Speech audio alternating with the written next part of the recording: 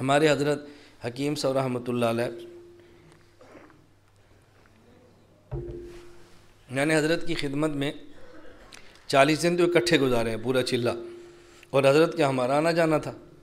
حضرت فرماتے تھے کہ میں سمجھوں اس امت میں سب سے زیادہ مرض جس کے اندر یہ امت مبتلا ہے وہ اس کا بد نظری، بد نگاہی اور نگاہ کا غلط استعمال ہے۔ فرماتے سب سے بڑا جرم اس امت میں جو چل رہا ہے وہ نگاہ کا غلط استعمال ہے۔ اللہ ہم سب کو سچی توبہ کی توفیق عطا فرمائے، اور یقین فرمائے اتنا گناہ عام ہے، اتنا گناہ عام ہے، اتنا گناہ عام ہے، حرم میں جائیں تو وہاں بھی یہ گناہ ساتھ نہیں چھوڑتا، حرم میں جائیں تو وہاں بھی گناہ ساتھ نہیں چھوڑتا۔ حرم میں دوران طواف تصویریں بن رہی ہیں، دوران طواف ویڈیو بن رہی ہیں، سعی بین صفا والمروہ ہو رہا ہے اور وہاں تصویریں بن رہی ہیں، اور اللہ محفوظ فرمائے بعض لوگ اپنے گھر والوں کے بجائے عام عورتوں کی ویڈیو بنا رہے ہوتے ہیں حرم کے اندر۔ حرم اس سے بڑا دنیا میں کوئی عذاب ہوگا؟ تو اس وقت سب سے بڑا جو فتنہ دنیا میں چل رہا ہے وہ ہماری نگاہ اور نظر کا فتنہ ہے، اور جب اس پر آدمی تھوڑا سا کنٹرول کرے تو اس پر بھی حدیث مبارک سن لیں۔ ظاہر ہے جب جتنا بڑا فتنہ ہوگا اس کا علاج کریں گے اور فتنے کے خلاف کام کریں گے، انعام بھی اتنا بڑا ہوگا نا۔ حدیث پاک میں ہے رسول اللہ صلی اللہ علیہ وسلم نے ارشاد فرمایا، حدیث قدسی ہے۔ حدیث قدسی کسے کہتے ہیں؟ هو الکلام الذی یبینہ النبی بلفظہ وینسب الی ربہ، ایسا کلام جو اللہ کے نبی اپنی زبان مبارک سے ارشاد فرمائے اور نسبت اللہ کی طرف کریں کہ میرے اللہ نے فرمایا ہے۔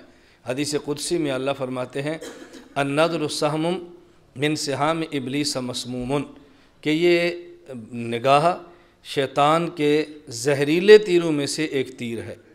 زہریلے تیروں میں، زہریلے تیر کا کام کیا ہوتا ہے؟ تیر لگے اور بڑا زخم نہ جس سے بندہ مرے تو زہر سے بندہ مر جاتا ہے، یہ زہریلا تیر ہے شیطان کا۔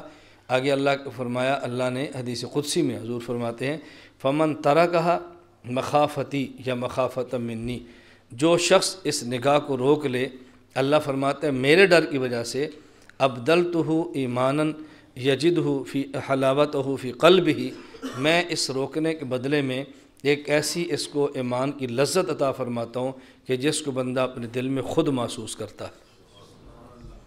بس آنکھ کو روک لے، اللہ دل کو حلاوت عطا فرماتے ہیں کہ اس کو انسان خود محسوس کرتا ہے۔ حافظ ابن قیم رحمہ اللہ فرماتے ہیں کہ جب سامنے نامحرم عورت آئی تو آنکھ نے دیکھنا تھا اور اس نے آنکھ کو روک لیا، تو قربانی آنکھ نے دی ہے نا، آنکھ جو روکی ہے، آنکھ بند کی ہے، مشقت برداشت کی ہے، تو قربانی آنکھ دے رہی ہے، مزے دل کیوں لے رہا ہے؟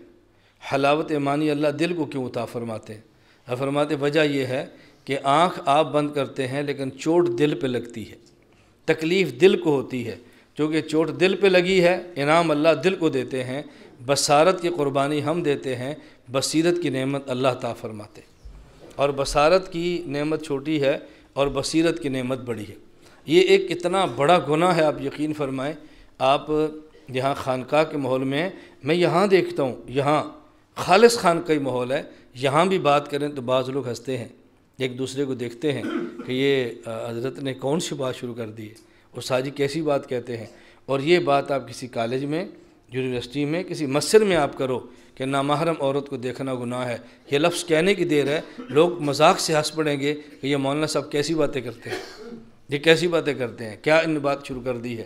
اللہ ہم سب کی حفاظت فرمائے۔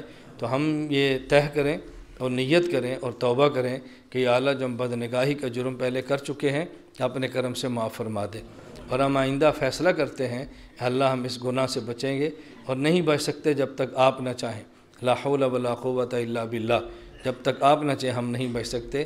اللہ ہم سب کی حفاظت فرمائے اور اللہ ہمیں پوری شریعت پر عمل کرنے کی توفیق عطا فرمائے۔